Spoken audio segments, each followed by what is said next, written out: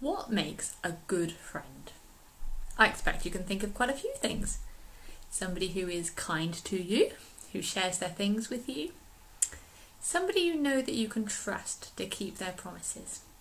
Somebody who will stand by you and stick up for you, even if maybe that's a bit difficult. Over the last couple of weeks, we have been learning from the Bible about David. Now today, we are going to be looking at 1 Samuel chapters 18 to 20, where we find out about someone who was a good friend to David. His name was Jonathan, and he was the son of King Saul. Jonathan and David became very close friends, and they promised each other that they would always be loyal to each other, and that they would look out for one another. Jonathan even gave David some gifts as a sign of this promise. Now last week we learned, didn't we, about how David, with God's help, helped the Israelites to defeat their enemies, the Philistines. David used his sling to kill the giant Goliath, a great victory. And when the Israelite army returned home, they were greeted by all the people cheering and welcoming them home. Lots of the women came out and sang and danced.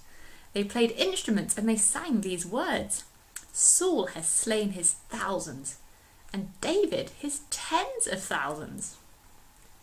Now, how do you think Saul felt about that? He was very jealous. In 1 Samuel 18 verse 8, we read this: Saul was very angry. They have credited David with tens of thousands, he thought, but me with only thousands. What more can he get but the kingdom? And the next verse tells us that from that time on, Saul kept a jealous eye on David. Saul was so jealous, in fact, that he tried to hurt David.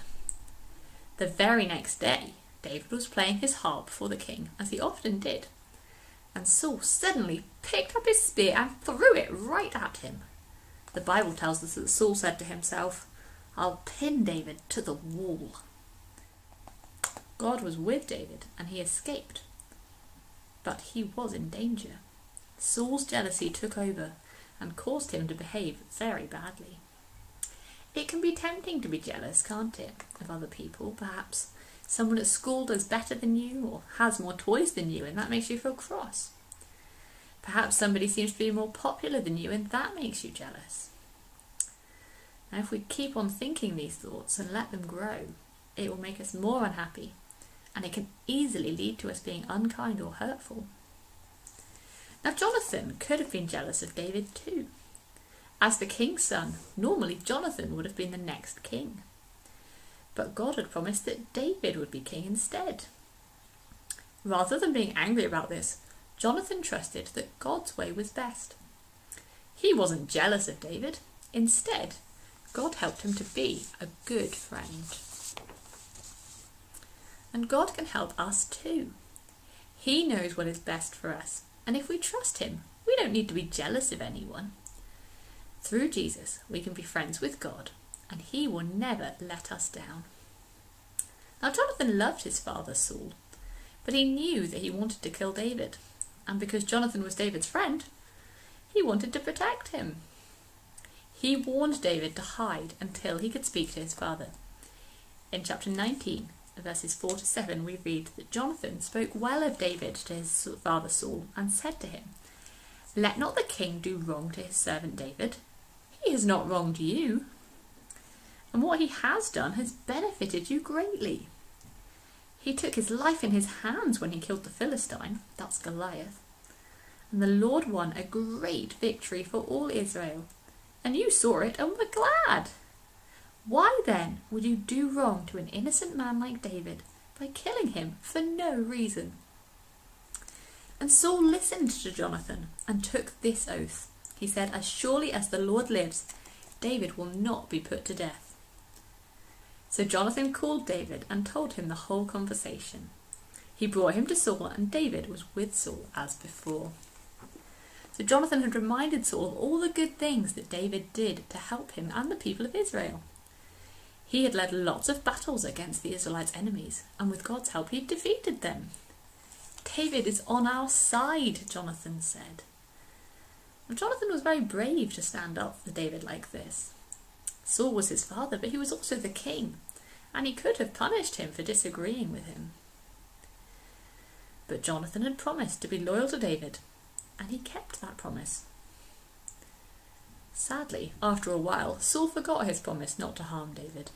He tried to kill David again by throwing his spear at him, and when that didn't work, he sent men to David's house to try and kill him there, and David's wife had to help him escape through a window.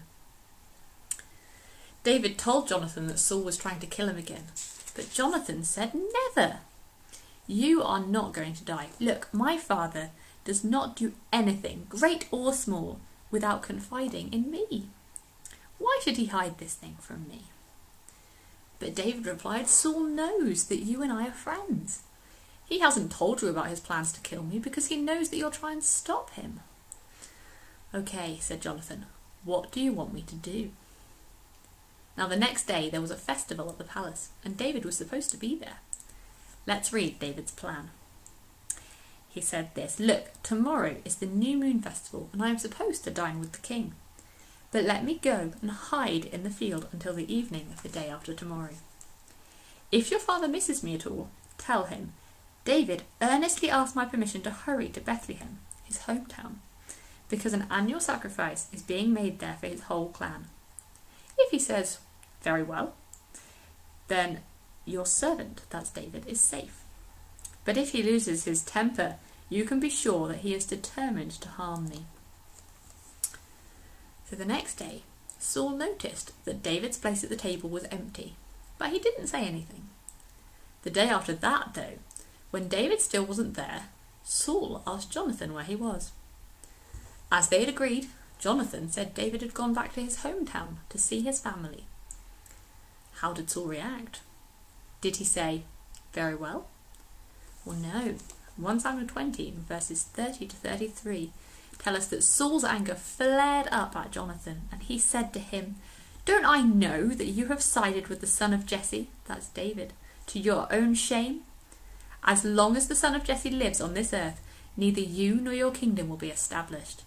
Now send and bring him to me, for he must die." "Why should he be put to death? What has he done?" Jonathan asked his father.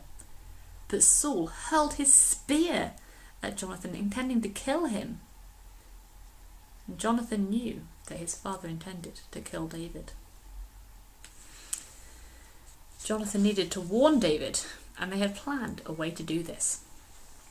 Jonathan had said, "Now go to the place where you hid when this trouble began, and wait by the stone of Ezel. I will shoot 3 arrows to the side of it, as though I was shooting at a target. Then I will send a boy and say, 'Go, find the arrows.' If I say to him, 'Look, the arrows are on this side of you. Bring them here. Then come. Because as surely as the Lord lives, you are safe. There is no danger.' But if I say to the boy, 'Look, the arrows are beyond you,' then you must go away, for the Lord has sent you away." After Saul had thrown his spear at Jonathan in his anger, Jonathan went out into the field and shot 3 arrows near to the stone where he knew that David was hiding. He sent the servant boy who was with him to go and find the arrows, and he called out, "Look, isn't the arrow beyond you?" David heard this from his hiding place, and he knew that he had to run away because Saul was serious about killing him. So Jonathan helped to save David's life again, even though it put him in danger. We read, didn't we, about how Saul was so angry that he threw his spear at Jonathan and tried to kill him too because he stood up for David. But Jonathan had promised to be loyal to David no matter what, and he kept that promise. Now, do you know that there is somebody who is the best friend we could ever have, even better than Jonathan? Our memory verse this week says there is a friend who sticks closer than a brother. That friend is Jesus. Jonathan risked his life to save David. Jesus actually gave up his life for us. We have all disobeyed God and said no to his ways. But because he loves us so much, Jesus came to earth to die and take the punishment that we deserve instead. Because of Jesus' wonderful love, we can be friends with God. He is the best friend ever, and we can trust him to keep his promises. He has made us lots of wonderful promises, like this one in John chapter 6 verse 37, where Jesus says, "Whoever comes to me, I will never drive away." Can you think of any other promises that God makes to us in his word, the Bible? Why not ask an older Christian you know whether they have a favourite promise? Maybe you have a favourite.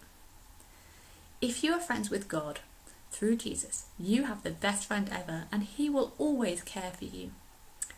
If you are not friends with God, remember what Jesus said, "Whoever comes to me, I will never drive away." Why not come to him now?